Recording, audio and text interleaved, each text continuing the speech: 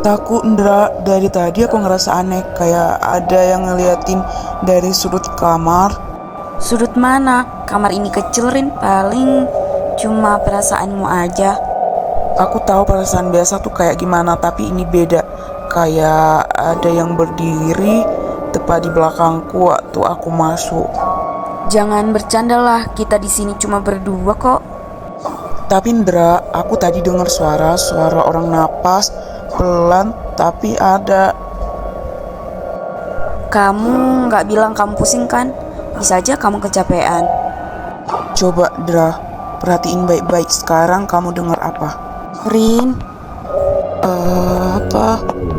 aku kayak dengar suara langkah tapi pelan banget di belakang pintu. Kan tadi aku bilang apa? Rin, kamu ada cerita sesuatu yang kamu sembunyikan dari aku. Apa maksudmu? Sejak kamu pindah ke kamar ini, kamu suka ngomong sendiri. Aku pikir kamu teleponan, tapi aku pernah dengar kamu nyebut satu nama. Nama siapa? Kamu bilang jangan ikut aku lagi, tolong. Lalu kamu sebut nama Tari. Siapa itu? Aku nggak mau bahas nama itu.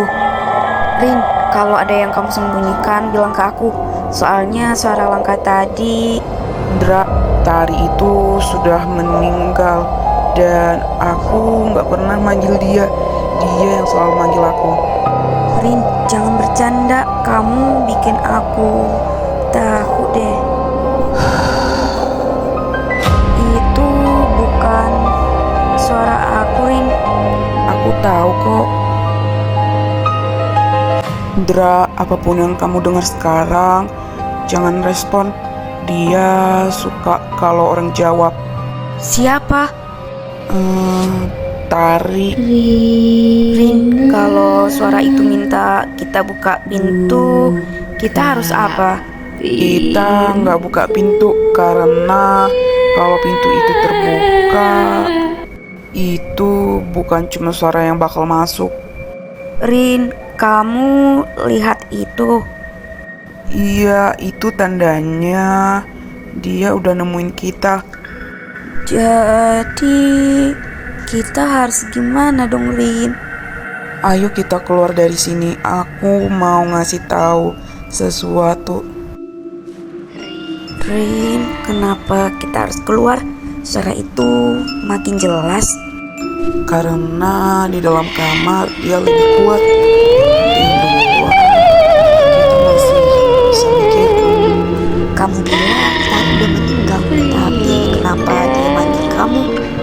Karena dia nggak pergi dengan tenang.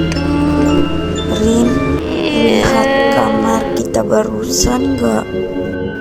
Aku lihat Itu tuh bukan listrik rusak. Aku tahu itu caranya bilang dia masih di situ. Rin, kamu harus jujur sama aku. Apa yang sebenarnya terjadi sama Tari? Andara, Tari itu teman sekamarku dulu. Dia sering dengar suara-suara. Dia bilang ada yang manggil dia dari taman. Kayak sekarang manggil kamu. Iya, tapi aku selalu nyuruh dia jangan jawab. Sampai suatu malam dia jawab iya. Setelah itu dia hilang. Rin, kamu yakin dia mati? Dia ditemukan di taman. Posisinya seperti sedang memanggil seseorang. Rin, itu tepat di telinga aku barusan. Aku dengar kok, tapi Andara jangan berbalik. Kenapa? Karena dia berdiri tepat di belakangmu. Itu suara siapa ya? Rina, ayo kita keluar dari sini. Rin, kalau dia mau aku, gimana dong? Dia bakal niru suara aku kalau kamu terus ngomong. Apa maksudmu niru suara?